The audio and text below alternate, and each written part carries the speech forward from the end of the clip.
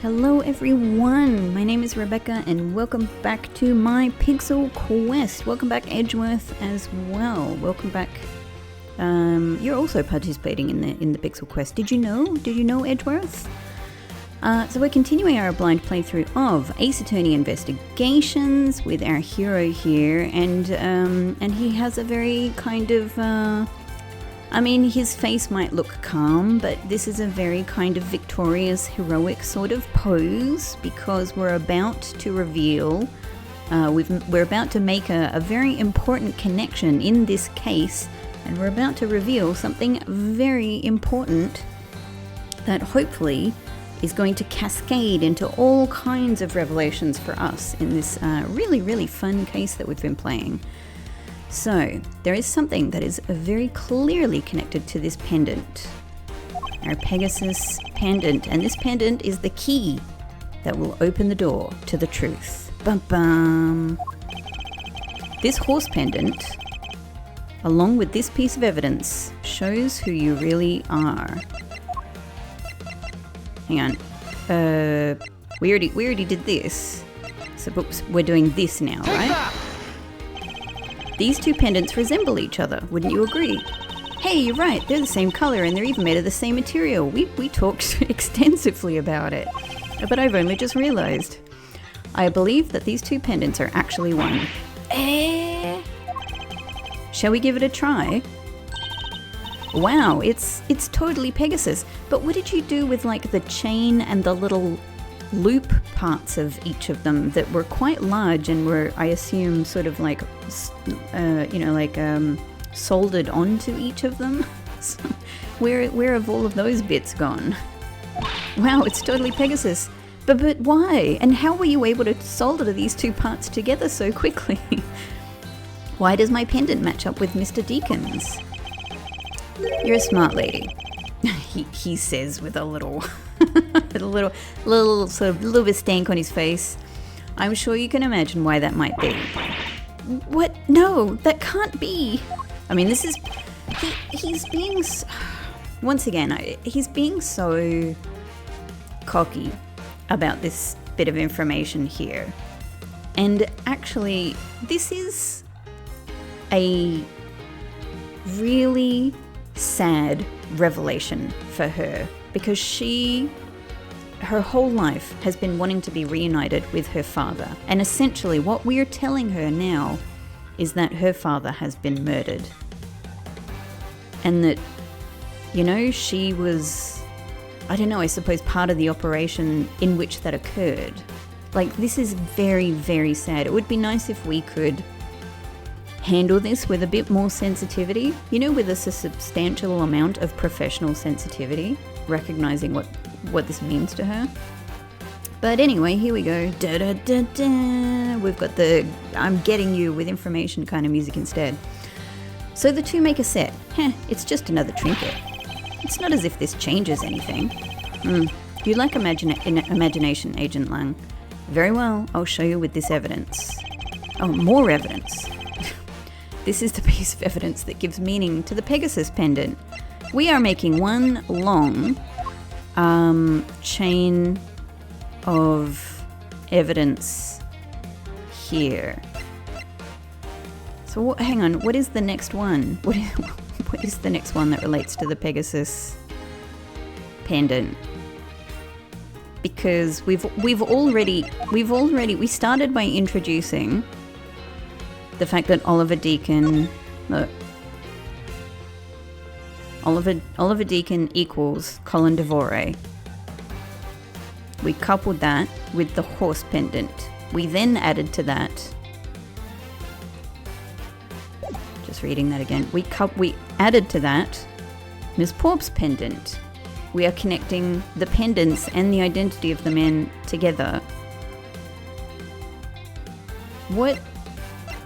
What's the next one? This is nothing. What else have we got? It must be... Oh, I guess it's just that he's dead, right? It's just that he's dead. All right. This piece of evidence clearly does not demonstrate the meaning behind the pendant. Okay, no. And so what? Hold your horses. I believe there might exist a piece of evidence that can better explain the meaning. You believe there might? If you have it, why are you playing coy with it? Ah, sorry, Edgeworth. I mean, I didn't think that was a very good guess, but I thought it was that. So what else is there? What else? Those are the bits of evidence I have related to that guy and to Lauren. This? I didn't realize we would be jumping forward that far. I mean, I do think that there's a good chance that that he actually fired blanks at her, but I don't know if that's the question that they're asking now, is it?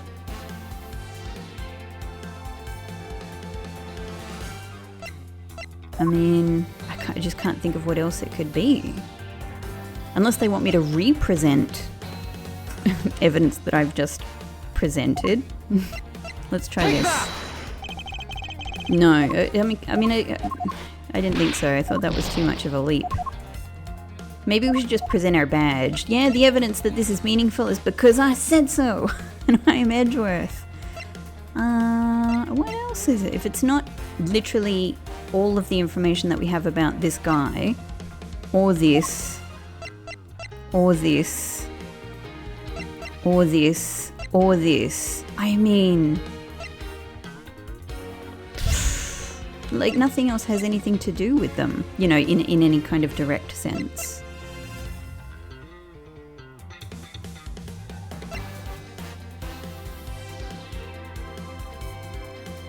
Is it something else on here? Oh, okay, it is. Oh, I just thought, like, we've already presented this.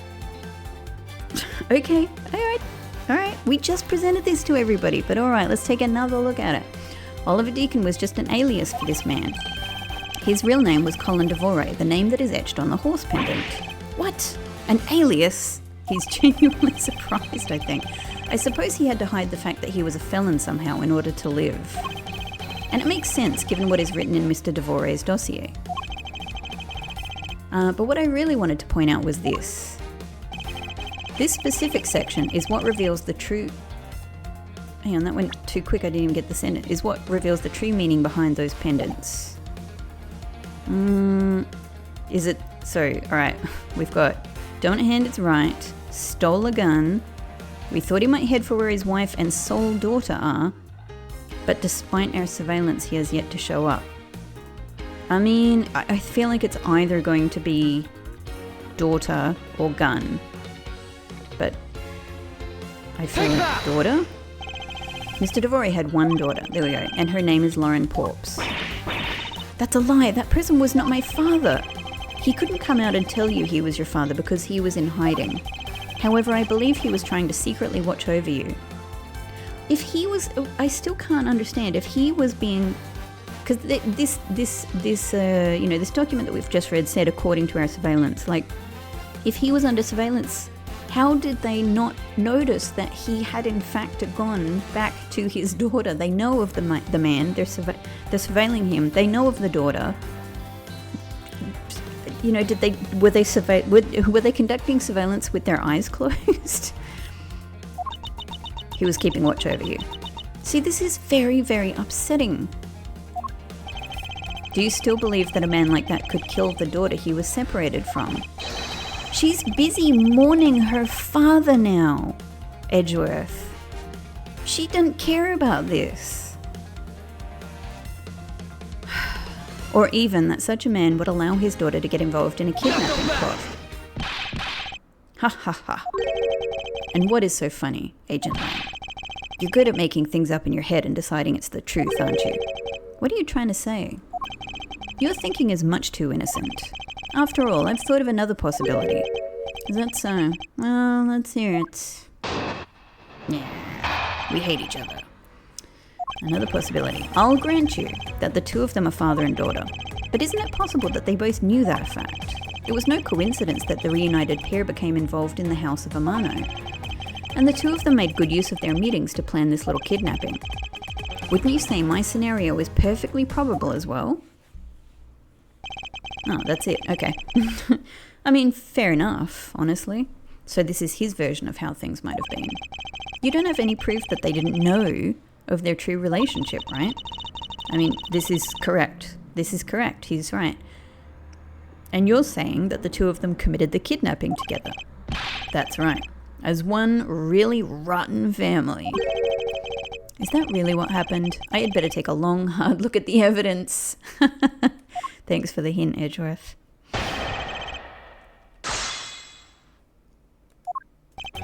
I'll grant you that the two of them are father and daughter, but isn't it possible that they both knew that fact? It was no coincidence that the reunited pair became involved in the house of Amano. I just want to remember what all of these are. And the two of them made good use of their meetings to plan this little kidnapping. Wouldn't you say my scenario is perfectly probable as well? Okay, so meetings, planning.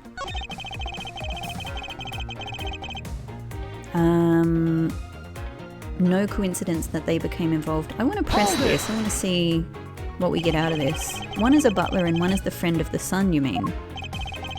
They probably thought that was their best shot. Is that what you honestly believe? Of course. Huh.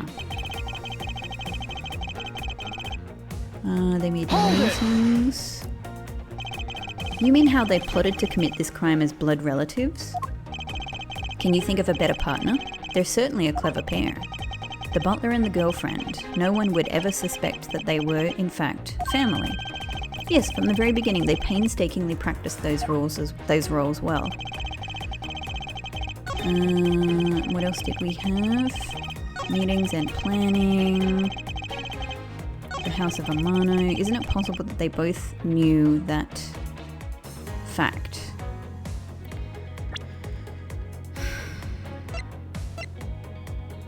Let me go back to this. I mean, he knew who his daughter was. She didn't know. I don't know if there's anything...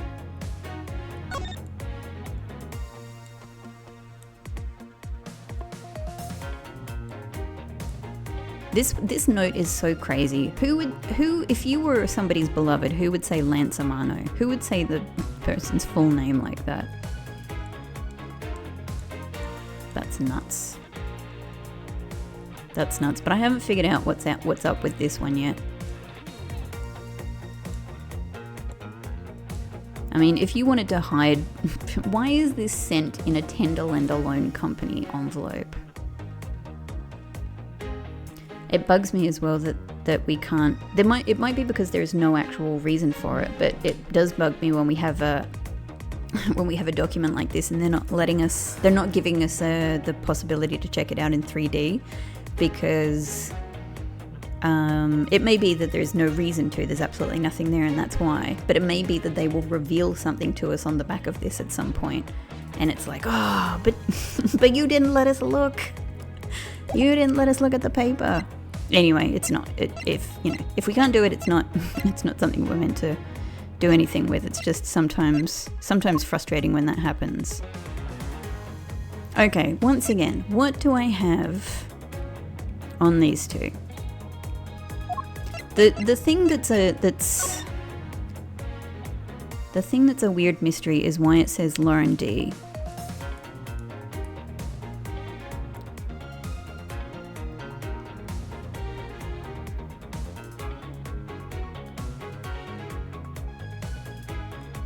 Why would it just say Lauren D? If the dad had this made,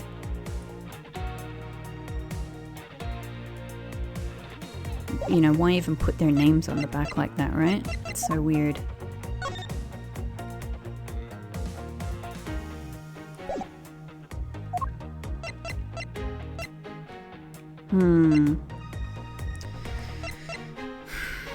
I don't know if that's going to be part of this equation. It seems crazy because this is her pendant, and only like this is her own name that's on the back. it's not really, surely it's not really in question whether she knew her own name. Alright, let's just press a little bit more. Precisely, and what father would ever willingly kill his own daughter? I've seen a lot of things in my travels. Yeah, I'm sorry, Edgeworth, but it's a wild world out there. Like, I get you, but, you know, there's some complicated situations out there. There's some bad people. I can tell you that being related by blood is sometimes proof of nothing. Yeah, Edgeworth, you shouldn't need someone to tell you this. It's... Okay, just having a sip of tea. Hopefully, like, get my brain going. But isn't it possible that they both knew that fact? Hold it! You think they knew? Yeah, I don't think only the victim knew. I think the girl realised it as well. They both knew who the other person was, but they had to pretend that they didn't. Because he was on the lam? You got it. The victim couldn't exactly go around flaunting who he was. Furthermore, it was no coincidence that the reunited pair became involved in the house of Amano. One is a... Oh, no, we did this one, didn't we? And the two of them made good use of their meetings to plan this little kidnapping. You mean how they plotted to commit the... Yeah, okay, we did this one as well. Wouldn't you say my scenario was perfectly probable as well? I believe you're being a bit too overconfident for someone with no evidence. Am I? Because I don't see you presenting any evidence to the contrary. He's got us there, Edgeworth, with... without evidence, we're stuck in a stalemate. Agent Lang isn't wrong. His scenario is certainly a probable one. You'd better hurry up and do something or Lauren's going to wind up looking real bad. I know, but first things first, is Agent Lang's line of logic factually correct? Was the crime really committed by the two of them? Oh, thanks for that little hint. Thank you. By this father-daughter pair. Ah, I see. Okay, I was thinking of the wrong things to be... Isn't it possible they both knew the fact? It was no coincidence. And the two of them made good use of their meetings to plan this little kidnapping. Right, okay. Okay. I understand. So it's actually... What do we have? What do we have on this?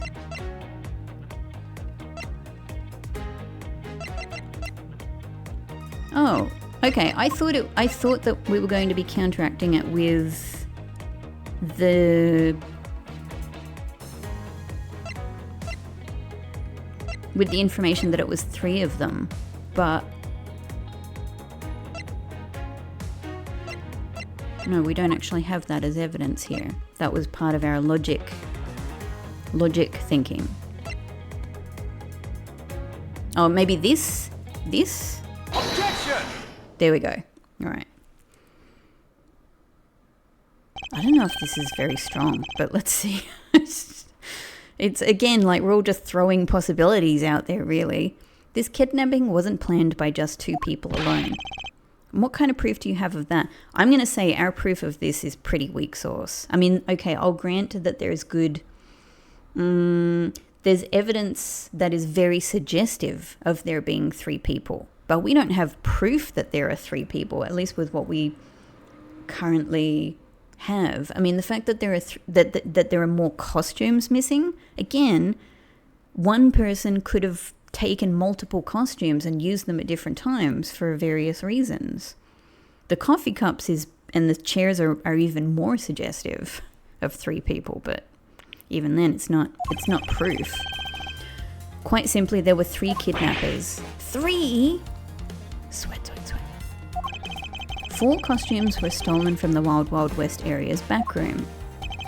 We found one of them in the kidnapper's hideout. But as for the other 3, we can assume they were being worn by 3 different... Why? Why can we assume they were being worn by 3 different people? Why not that they were being worn by 2 different people at different times? I mean, quite frankly, can I just raise the possibility that I've thought of from the very beginning, which is you don't even need to have a full costume. Like, at the very minimum, the Proto Badger and the Blue Badger can swap bodies and heads over. So you could even have a half-half costume. That would work. wouldn't work with the other two, but yeah. We also found a set of 3 cups and 3 folding chairs that we used in the hideout. Alright, so we're laying on the suggestion here. It all clearly points to a 3-man group. Yeah, it motions towards, it points towards, it doesn't prove. And I believe this third person is the real mastermind behind the kidnapping. He's sweating. Who is this mastermind? I like to think that he's just like kind of hanging on the story, and he's just like, my God, how have you come so far? I had no idea. I present to you the brains behind the kidnapping. Oh crap, I don't actually know. It's old bag. It's Meekins. No, it's none of these. All right, so look, it's one of these 3 people, I think. I mean, there's nothing suggesting her, so it's not her.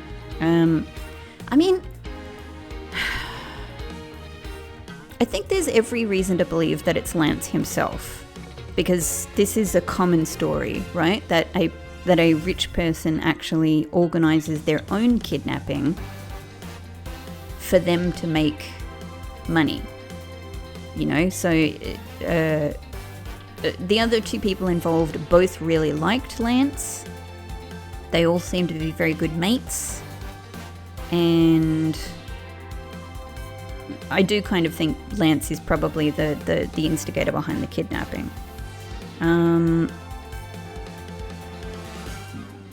And I suppose that when he came running out in front of us, in front of the stadium, that was just part of the whole falsity of it. But the reason I didn't really think that earlier is because when it was suggested that Lauren here was involved in the kidnapping, he freaking turned on her. You know, like if he's the one behind her, you know, he was like, Lauren, how could you? But also, I suppose it's her reaction. Her reaction was very, and, you know, rather than like, Lance, you freaking snake, you know, how dare you? Like, so I don't know. So it's one of these 2, and I'm gonna, you know, I don't think, I suspected this guy of bad deeds. He's a rich, powerful guy.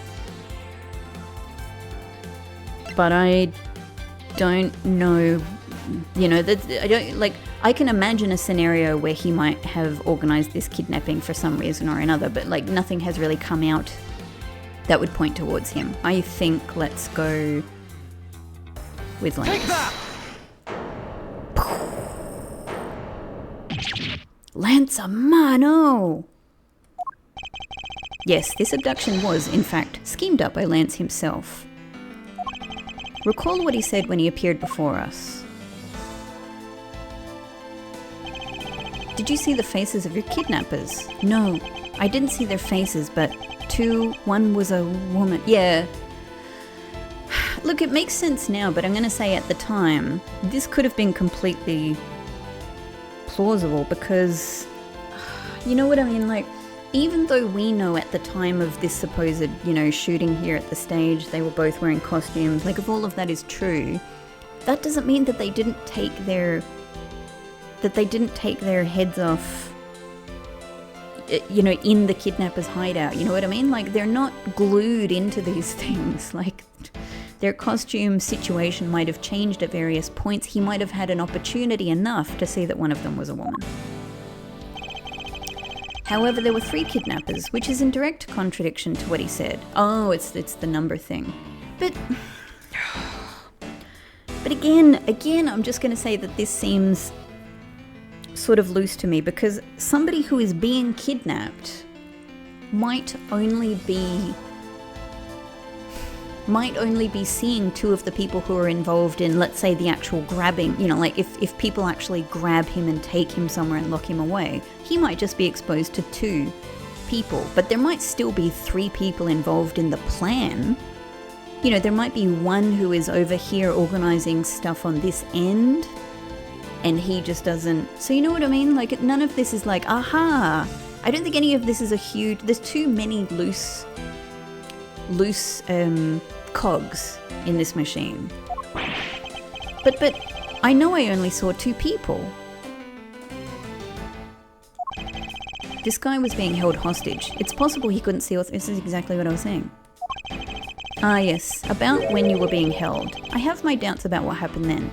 To me, we're doing the same thing that Lung is doing. Like, this is conjecture. You know, like we're throwing out a possibility. About when you were being held, I have my doubts about what happened then. Lance, would you mind telling us what happened while you were being held captive? I really don't remember much anymore, honest. But if I don't tell you at least something, you won't believe me at all, will you?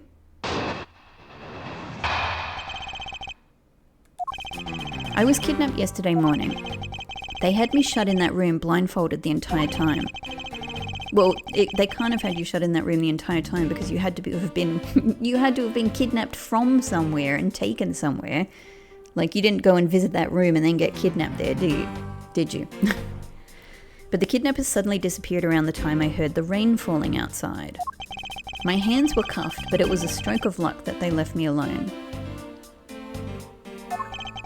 I made my escape and ran away from that room as fast as I could. I'm immediately wondering, are these handcuffs the fake? You know, because I've been waiting for these to come up at some point in the game. Like, you know, one of the first things I noticed here is that she has handcuffs. There's handcuffs on this pink badger costume.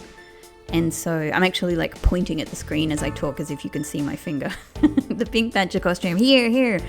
You know, she has handcuffs. I've been waiting for the handcuffs to come up at some point. I also realized that I was wrong. Now that I look at this, I was wrong about the body, like the body part of the suit between the blue badger and the proto badger. They're not identical. But surely it's not hard to remove a belt, you know? Like, I don't know, maybe it's all stitched on. I made my escape and ran away from that room as fast as I could. Oh, that's it. Okay. Through the underground passageway, I presume. Are you okay? Sorry, I really didn't want to recall that horrible ordeal, but now you believe me, right? No, not quite yet. How can you not? Why do you look at me with icy daggers in your eyes? Because he's a prosecutor and because they're all like that. I'll have you know, Agent Lang, a prosecutor's eyes are for discerning the truth. Also, looking at things, because I'm a human being. And should they be interpreted to be cruel at times, then so be it. There is a sticking point in Lance's testimony. Let's see what he offers up when I push a little. Alright, so I think that they're telling us that we need to press. I was kidnapped yesterday morning. Let's just get as much info as we can on this whole scenario. Can you tell us more about where you were abducted in a little while? That whole sentence was wrong. Tell us more, Lance. Tell us. It was a strange morning. I felt like I was right in the middle of a great calm. And where were you when you experienced this calm? Our family garden, of course. Where else could it have been? I don't know. I don't know who you are or your life. I've never been to your house. Well, excuse me for asking. This child is more princess than prince. Sorry? Sorry? I'm not even blaming Edgeworth for this line. Like, I'm blaming the writers for this line. What do you mean by this? Why is being a princess worse than being a prince? You know what I mean? Like,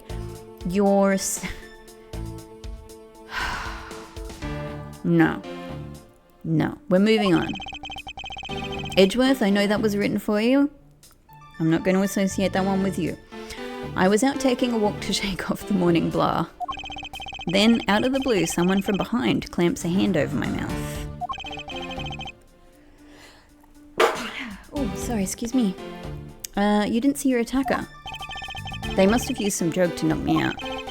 Because before I knew it, I was off in La La Land again. When I woke up, I was in the kidnapper's hideout already, all tied up.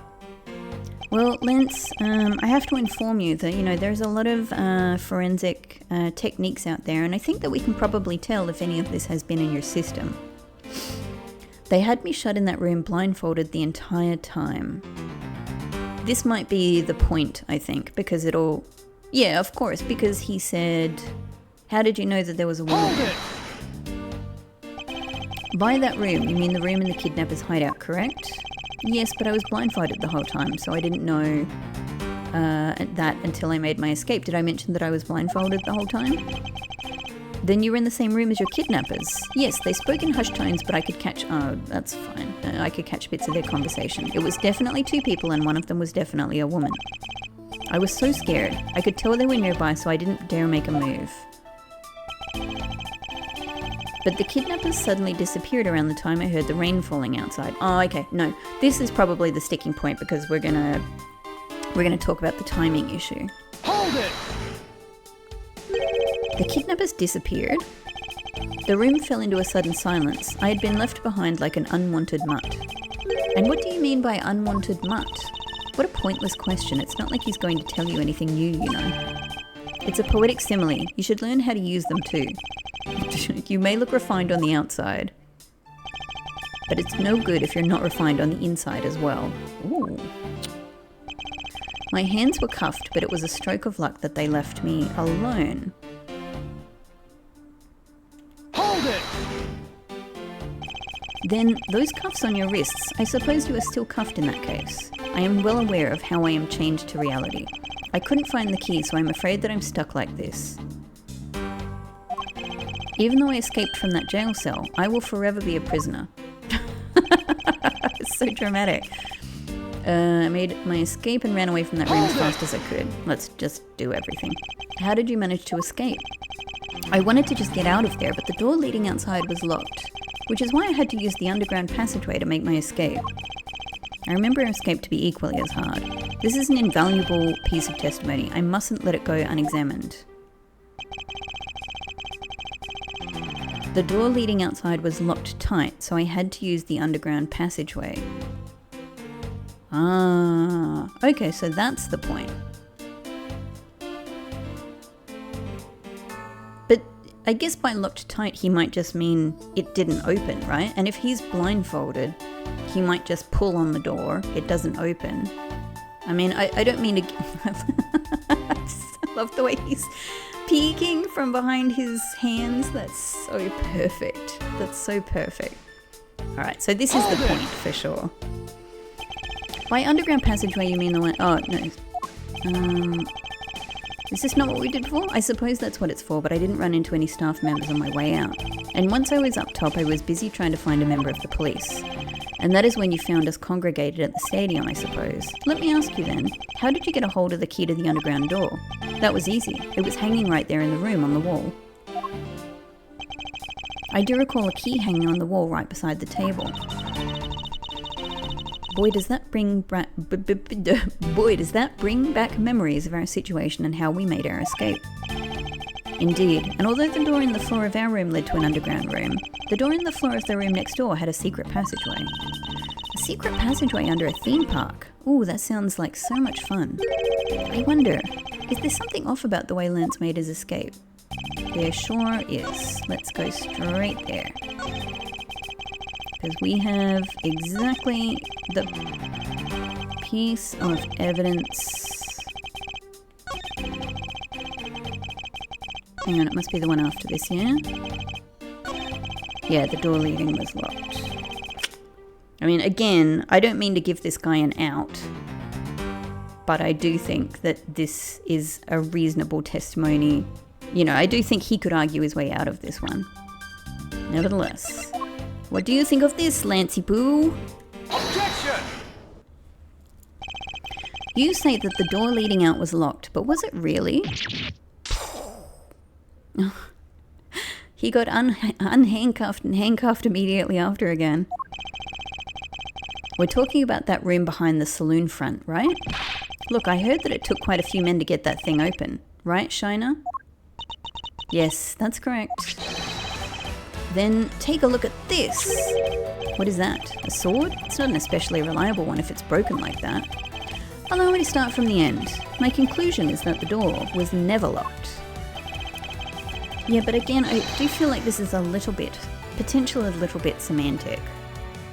I suppose it would be hard for this guy to grab the door handle without noticing that the sword was in there. But again, I'm just saying, like, in a court of law, not that we're in a court of law, but, you know, in a legal situation, making legal arguments, there's some room to get out of this one, I feel. Unless we can examine exactly how much room there was between this sword and the door handle. It was simply held shut by this sword, which was used to jam the handle. Lance, even though your hands weren't cuffed together, you could still use them.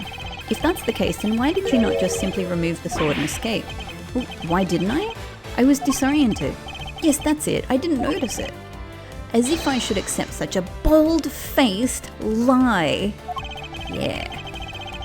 You locked yourself in that room because you had to make yourself look like the victim. I love when we go for people. But you did not, in fact, possess the key to the door. That is why you used a prop sword to improvise and create a prison of your very own. You've been making this guy out to be one of the kidnappers for some time now. I wonder if you've forgotten something very important along the way. And what would that be? A motive. What else? Do you honestly think that an upright, pure boy... I don't know if this is the argument to make, Lang. An upright, pure boy like him would hatch up a completely pointless scheme such as kidnapping self. Lang, are you arguing that rich people don't do bad things? Especially entitled rich children? Objection!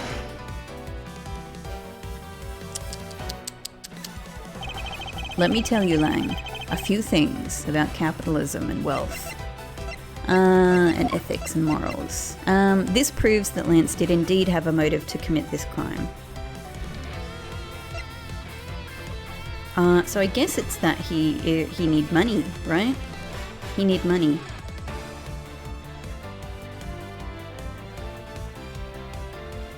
I still don't understand about the viola. Like, is this a threat?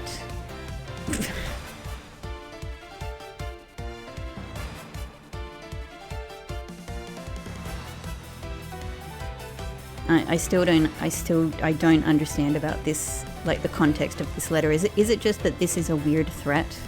And he owes a bunch of money and they're just like, hey, we're coming for you.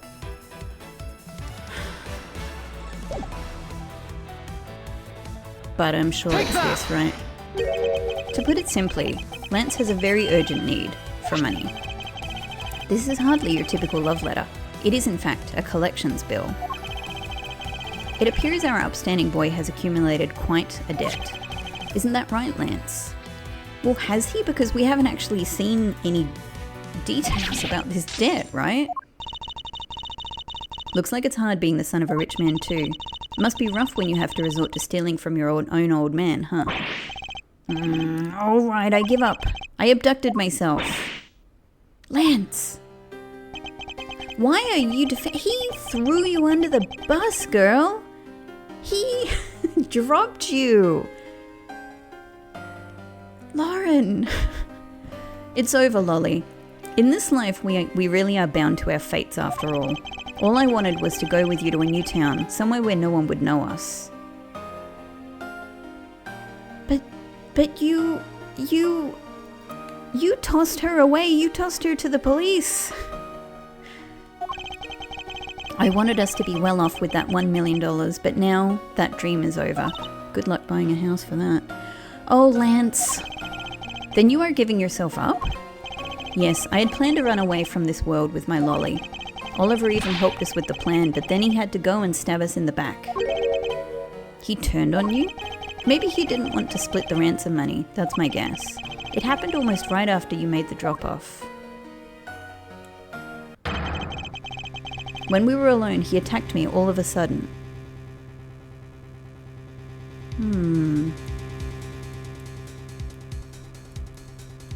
Did he though? I don't know. This is very...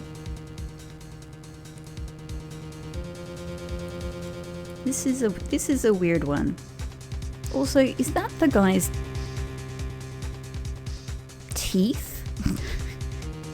Is that his teeth, like between his bottom lip and his moustache there? Or is that like a really wrinkly upper lip there? I think it's meant to be his teeth, but they go up a bit too high. He has like fake teeth or massive rabbit teeth or something. After a brief struggle, I was able to contain him and keep him under control. We left him inside that room. Oh, that's bizarre. We left him inside that room as Lolly and I made our escape. So is this sort of a misunderstanding of some kind?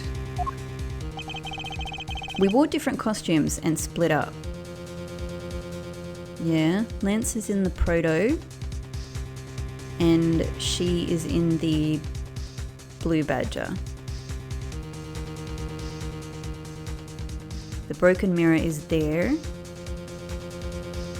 Okay.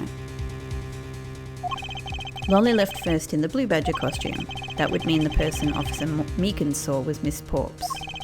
But right then the old man just had to wake up. I was careless and he tackled me pretty hard from behind. Then Oliver put on a bad badger costume. I am certain that this man is protecting his daughter. I am certain that that is exactly what is going to happen. So I think,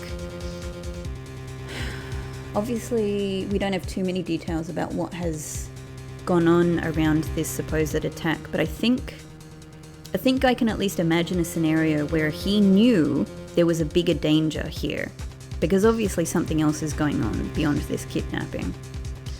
And I think that this guy knew that them leaving together put her in danger in some way. So he might have just been trying to stop them. All right, that's my best guess at the moment. Then Oliver put on a bad badger costume. Yep. All right. Okay. Took the suitcase with the $1 million and ran. Now this, again, I could imagine being a part of the scenario I just said, where he knows someone is coming for that money. And I'm going to say right here and right now, sent by, or arranged by, Mr. Amano, because he wants his money, not his son. He is upset about the loss of his money in this case. I don't know. Well, I don't know. I can imagine that this is the case. So it would make sense for Colin/Oliver to run off with the suitcase so that he's targeted instead of his daughter. I contacted Lolly right away and warned her that he had a gun. They had no idea that they were related, so I thought that it could only end badly. Oh, so you knew. You knew. I still don't believe it. That person was not my father. Because if he was, I just killed my own father. Yeah, this is very upsetting.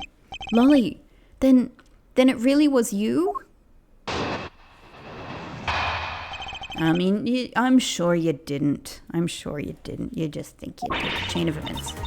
That man was not my father. I mean, because at the stadium, there was a bad badger pulling the suitcase with the $1 million in it. But that badger pointed his gun at me, aiming to shoot me dead. No, blanks, I'm sure. That's why I used the gun I got from Lance. Oh my god, there's so much new information all at once. So you got a gun from Lance. Is this a real gun? Is this a fake gun? There was a gunshot. The other person crumpled to the ground. There was a gunshot. The other person crumpled to the ground and I ran, scared for my life. I think the big picture is finally coming into focus, don't you? The fact that she said there was a gunshot is very important. Lolly, forgive me, I didn't think it would turn into something so frightening. If only I could have protected you. So, Miss Porps, she shot her own dad without even knowing who he really was? If what she says is true, are you saying she's lying? But why would she lie about something like that? What purpose would it serve? You would be surprised how often people lie without even realizing it themselves, Kay. Huh? What's that supposed to mean? Basic ace attorney courtroom logic, Kay. Welcome to the show. What I mean is, listen very carefully to her confession once more and you'll see. I don't think that alone is going to help, but... Alright. That man was not my father, because at the stadium there was a bad badger pulling the suitcase with the $1 million in it. Let's hear a little bit more about this. That was the ransom money, wasn't it? Yes, that's how I was able to identify Mr. Deacon almost immediately. It was all thanks to what Lance told me. And what did he tell you? Well, he called me on my cell phone and told me that Mr. Deacon had betrayed us and had run off with the ransom money. And about how he had a gun. There's several guns in play, so... But that badger pointed his gun at me, aiming to shoot me dead. I'd like to hear a little bit more about this as well. I think the main point is going to be the next one. Yes, I got a very good look at it while it was pointed at me. Oh, Father, why would you try to shoot me? When you say you got a good look at it, like, what about it? Do you really think a father would shoot his own daughter, Mr. Edgeworth? Yes. Yes, I don't think he would be the first. In this case, no, but yes, in general, yes. I don't know. I don't want to believe it myself. But it's true, my father's left arm was raised with a gun in it. There we go. Pointed straight at me. I'm about to die, I thought. Miss Porps, please calm down and take a deep breath. And please revise your statement. And then would you allow me to please hear that last statement one more time? Yes, of course. But that badger pointed the gun in his left hand at me, aiming to shoot me dead. I've been waiting for quite a while for this. He's been waiting. Edgeworth's also been waiting a really long time for this one. I have a dossier on your father. And according to this, your father was... Oh, I thought that they were going to let us, point this out. Okay. And according to this, your father was right-handed. Then the person pointing a gun at you from atop the stage was not Mr. Deacon. Hold on there, Mr. Prosecutor. I think you need to take a refresher course. The bad badger has a model gun attached to his right hand. Yes? Where are you going with this, Slang? Which is why the only hand he could have held the real gun with was his Oh, I see. Isn't it possible that it went down like that? Agent Lang, were you paying attention to what Miss Porps was saying? Then again, I suppose I can't expect someone who has never set a foot in court to catch it. What did you say about me? Enough with the smugness. Out with it already. I love that we really have the upper hand on him. It's so enjoyable. He's genuinely insecure about not having lawyer brain, lawyer experience. Ms. Porps told us earlier. There was a bad badger pulling his suitcase with the $1 million in it. According to you, the bad badger had the gun in his left hand, which would mean that he was pulling the suitcase with his right hand. Is that correct, Ms. Porps? Yes, exactly. And I'm sure it was the bad badger. It had those huge sunglasses on its face. But if that's the case, even I can see there is a huge contradiction. Yes, Miss Porps claimed, we know what your contradiction is going to be, and we've already got the rebuttal ready for it. It's going to be about the gun being attached to the... We got this. We got this, Lang. Just hurry. And yet the bad badger had both of his hands full. These two pieces of information contradict each other, so one must be wrong.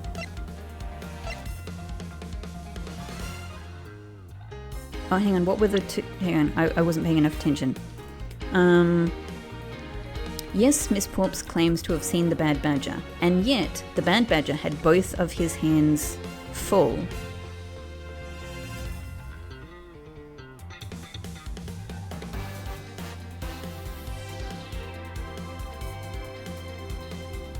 Well, both are correct.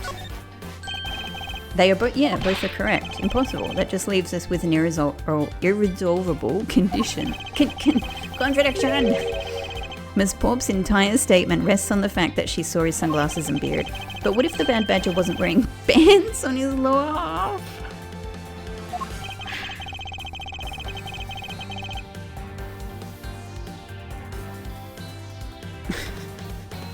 This proves that there was a way for the bad badger to freely use both of his hands. Take that! Get your head on straight, Miss Prosecutor. That doesn't show me diddly... Oh, whoops. I knew it. What I saw was just a mirage. Wait, I can explain. Oh, hang on. I was so ready to use that evidence. Miss Porp said the Bad Badger had a gun in his left hand and the suitcase in his right. But the Bad Badger costume has a model gun attached to its right hand, which is what created this contradiction about which hand did what. Miss Porp's entire statement rests on the fact that she saw his sunglasses and beard. But what if that Bad Badger wasn't wearing pants on his lower half? The pants comment? So we are talking about the head being on the... Yeah, alright. So it's the difference between the head and the body. Oh, I thought it was just the gun was ripped off. Gotcha. So it's this. Take that! The costumes have two parts to them, a head and the body. Oh, I get it now. The head Miss Porp saw was probably really the head of the Bad Badger. However, it is not possible that the body was that of an entire... Is it not possible that the body was that of an entirely different badger? A different badger? Yes, or to put it more bluntly, I believe it was the lower half of this badger. The body of the Bad Badger Miss Porp saw was really... it's one of... this one? Take that! What? What the heck is it? Or what the heck is it? It's the proto-badger. Yes, and it's a simple matter of process of elimination.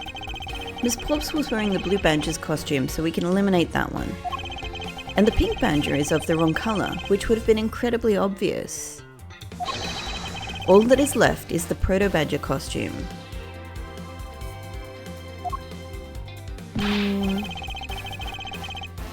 But there were multiples of each. There were two of each costume, right? So I don't have the brain at the moment to do that level of elimination and remember like where all of the doubles were. But I mean, just the point, isn't it, that there were two of each? So eliminating one is not enough, right? I don't know. Miss Porps, who was the one who wore the proto-badger costume? That would be Lance. Knuckle back! Are you saying what I think you are? That Lance Amano donned the Bad Badger's head and pretended to be Mr. Deacon? On top of which, he plotted to shoot Miss Porps while wearing that hideous thing? The stage that was set up in the stadium was nothing more than a setup. And its purpose was to lead Miss Porps into believing she had committed murder, standing there in front of Miss Porps and pretending to be the victim. It was all done so that she would pull the trigger. Ha! I have no idea what you're talking about. Why exactly would I have had to do all that, huh? There is but one reason. Lance Amano, you are the real culprit behind the murder of Mr. Oliver Deacon. We know so little about this guy so far, so it's been, it's been difficult to suspect him because, whereas of course it would be possible to do it sort of like based on the technical aspects of the case, just to sort of go, who might it be, who was in a position to do so, etc.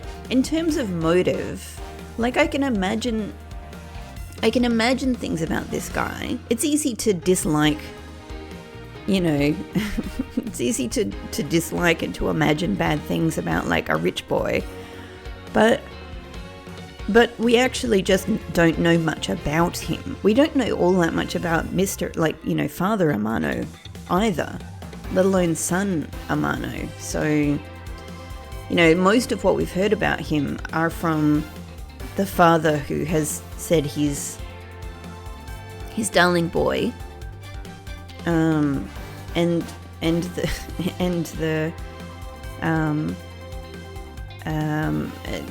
his girlfriend. I was just thinking like what to refer to her as, but his supposed girlfriend, who has also said kind of generic nice things about him. We know very little about his actual situation or his personality. Not much has been said about him. Anyway, so it's like we're just learning all of this on the spot as we accuse him of kidnapping himself and murdering people. And attempted murder. No! That's slander. Take it back. You take it back right now. Just out of curiosity, Lance, which is your dominant hand? I'm left-handed, but what does that have to do with anything? Yeah, there's nothing wrong with being left-handed. It depends. According to Ms. Porps, her attacker held a gun in his left hand. Ha. Who is what-handed doesn't prove a thing. I thought he would elaborate on that point. Just nope. And besides, now you're just being absurd. It's not like the proto-badger is bulletproof. One misfire and he would have found himself dead, right? Objection! Of course. Logically, if he had been shot, he probably wouldn't be here with us. But I believe he had thought of that as well and prepared accordingly. And this should be all the evidence you need. This is how Lance made sure that he wouldn't be hit by a bullet. Oh, not that one. Is it it's the gun firing blanks, yeah? It's capable of firing blanks. Take that! We found one half of a bad badger costume in the hideout, a broken one. It was not the same one that the victim was wearing. Plus, it was missing something. And that something is the model gun that the bad badger carries, which can... Hang on a second. It was not the same one that the victim was wearing, plus it was missing. Okay. Just wanted to make sure I'd read that correctly. And that something is the model gun that the bad badger carries, which can fire blanks. What? Miss Porps, where is the gun you use now? I mean, so the phrasing there is it can fire blanks. It's capable of firing blanks. I hope that what they mean by that phrasing is that it is kind of just a fake toy gun, but it also additionally it has the capacity to fire blanks. I hope that what they don't mean is it can fire blanks and it can also fire bullets. You know what I mean? Because oh boy, this theme park really needs a very thorough audit for child safety. Miss Porps, where is the gun you used? I threw it away into the sea. That makes it a bit tough to verify what it was. Although I believe that we can safely assume that it was the model gun in question. I don't know if this guy's going to let you do that. I have heard enough. All you've been spouting so far is pure conjecture. I admit that as long as the model gun is lost to us, I can't prove I'm right. However, I can say that the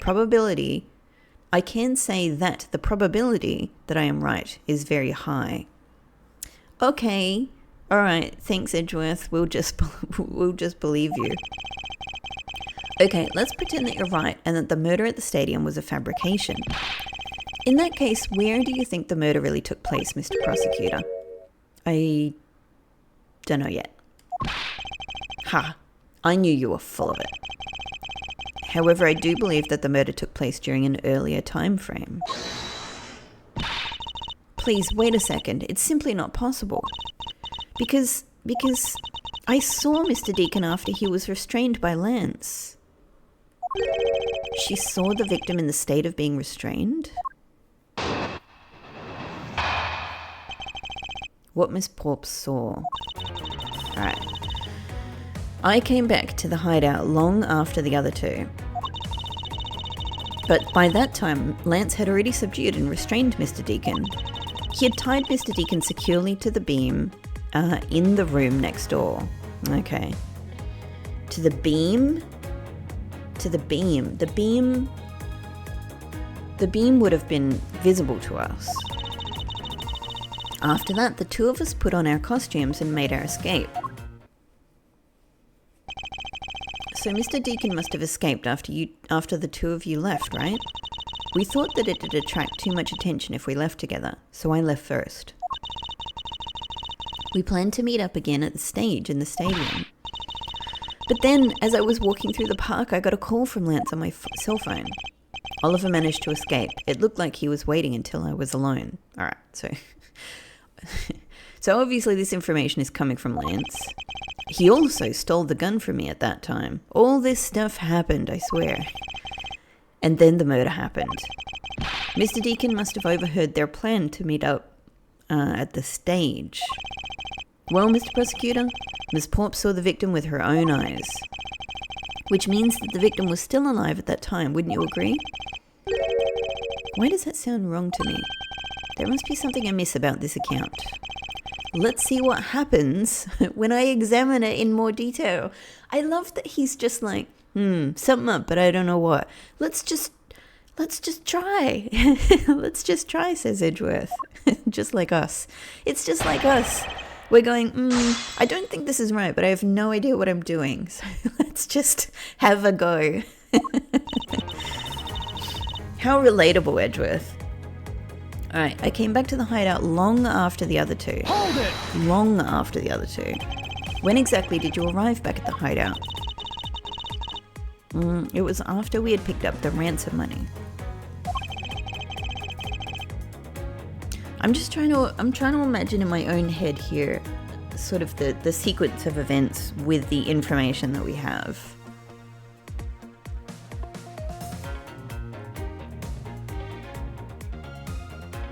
So at the start of this game, you know, we were at that front gate. There was another proto-badger there, but I do suspect that that proto-badger was a genuine one. That was the genuine staff member. Who knows though? I could be wrong about that. I've always been willing to, you know, for that to turn out to be someone else, but at this stage I think it's that staff member.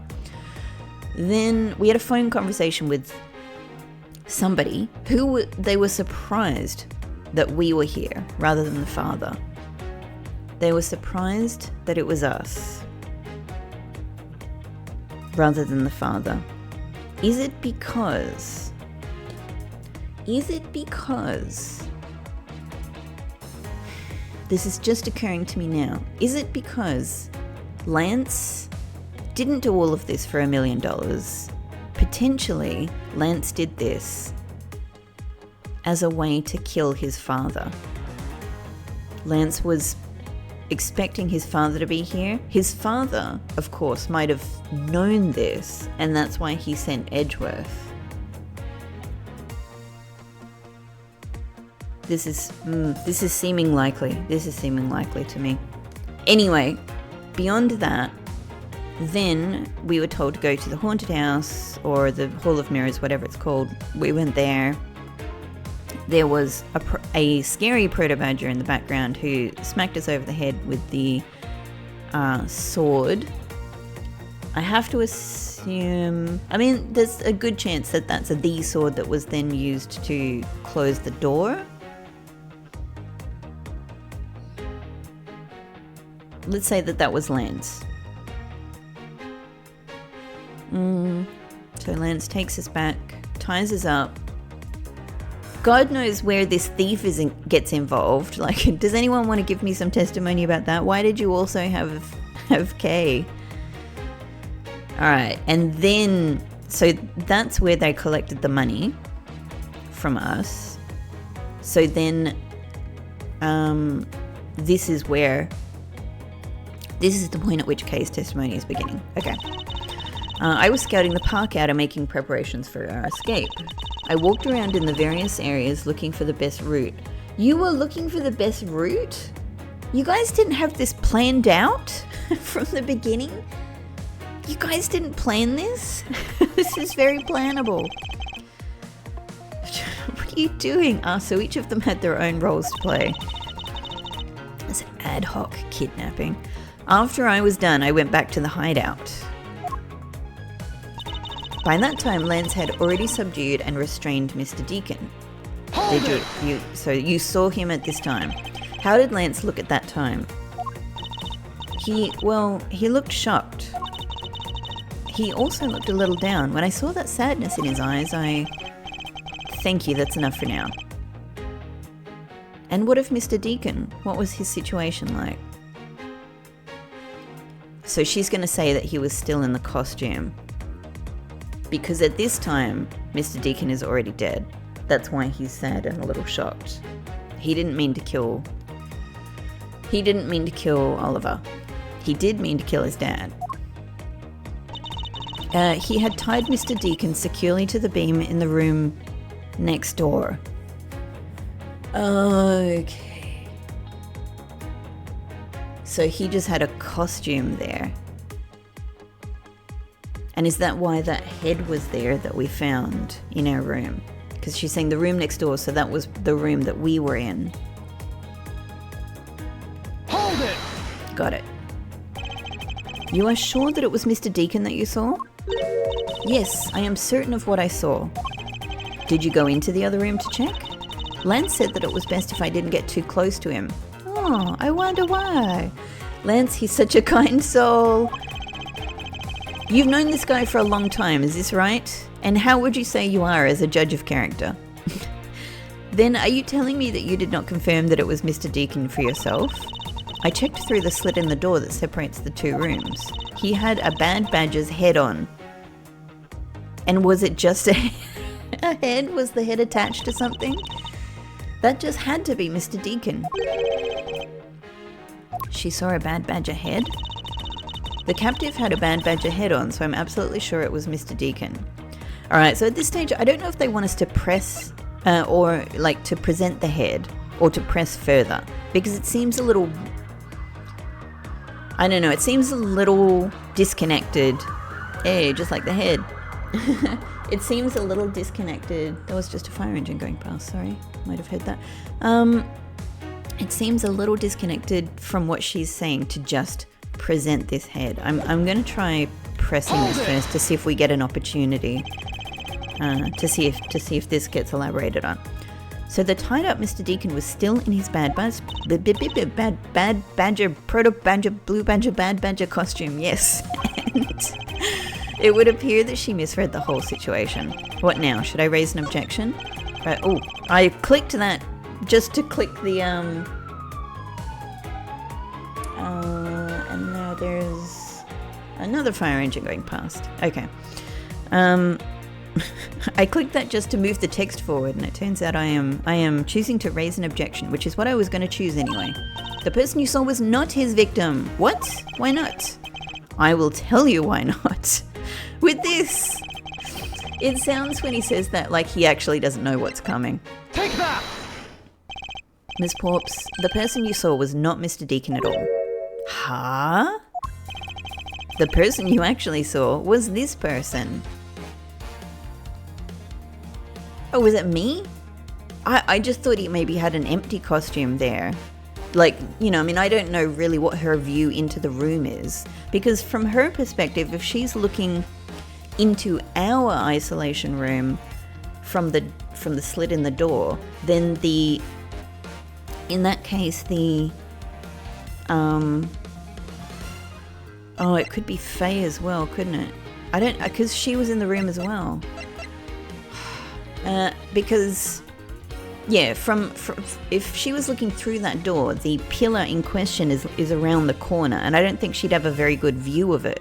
So I was imagining that maybe he just kind of, Lance just positioned the head in such a way as you would just be able to see the head. And I mean, I can't even picture how you would place it to give this impression, but maybe so you could just see the head and assume it was someone attached to the pillar. But that doesn't make any sense, really. Like, I even myself saying that can't picture any way in which the head could be positioned to give that impression. But I don't know. Maybe it was attached by the ankles to the pillar or something. All right. So it's one of us, but which one? Which one? I mean, she says...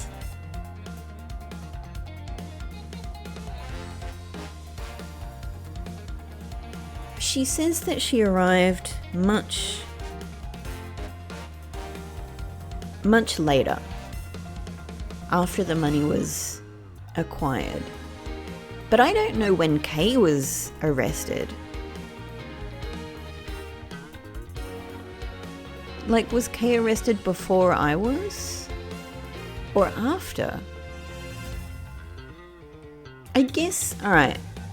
I guess since... It's just because I really can't remember how that conversation way at the beginning went. Let me just have one look. It doesn't say anything about... No, just self-purported thief. Okay. I can't remember what she said about that whole situation when we first met way at the beginning of the game, or way at the beginning of the case, but I suppose just thinking about it, I was the one who was unconscious and Kay was simply there. Maybe that ultimately means Kay was not unconscious at any point. Maybe she was just put into the room. And so maybe I was the one who had been unconscious for a while. It was me. Huh? The person I saw was you, Mr. Edgeworth? I always thought it was a bit odd. Why would the kidnappers abduct me even after I had handed over the ransom? Sweat, sweat, sweat, sweat, sweat. It's not as though I saw the face of the kidnappers.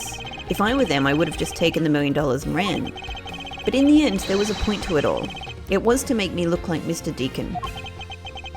And if that was the reason for which I was abducted, then I'm supremely pleased and happy, and I feel that I've made a great contribution to this case. No, then I believe we can assume that the victim was already dead at the time.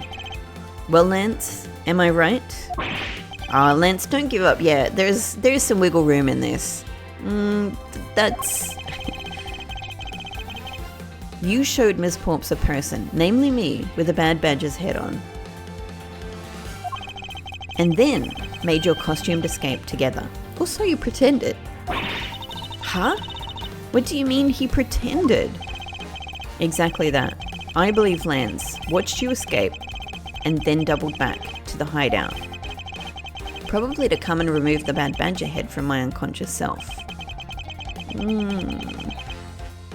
I mean, that's kind of tricky. I mean, obviously we don't know how they ran away, but that does seem like it's a kind of a tricky move. Because I just feel like this woman would be watching for him, and would really notice, like, if he were with her or not. I don't know, I can't really picture them going, okay, let's run to X, and we'll rediscuss things there, and then she just goes, like, I don't know. Anyway, but let's just assume it happened. And to create his fake prison with the prop sword, he then escaped via the passageway.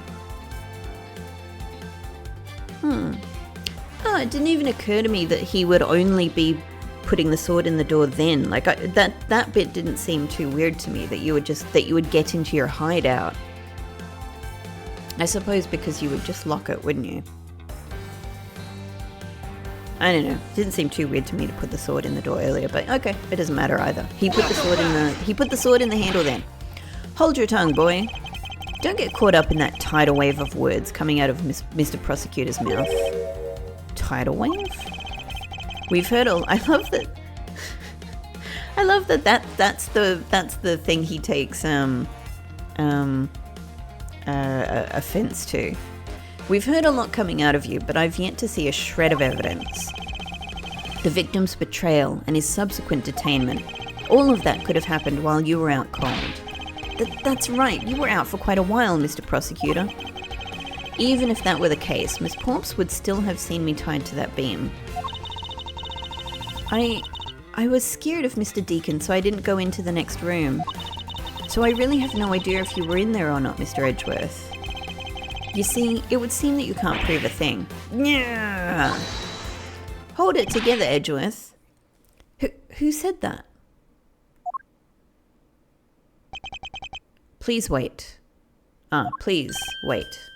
Mr. Amano, I have that thing where I feel like there's a little hair on my nose, and I feel like I can slightly see it in my vision, and yet I can't grab anything off.